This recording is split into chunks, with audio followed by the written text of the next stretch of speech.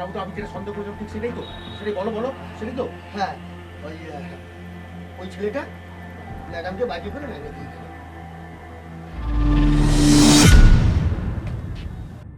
আকাশের বুকে কালো মেঘ জমতে শুরু করেছে, ঝড় একটা উঠবে।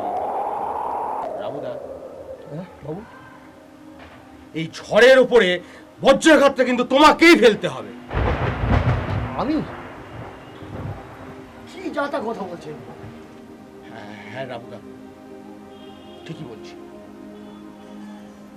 পূর্বা নষ্ট হয়ে গেছে, ও টাকার জন্য সবকিছু করতে পারে। আর যাই হোক, ওকে নিয়ে সংসার করা অন্তত যায় না।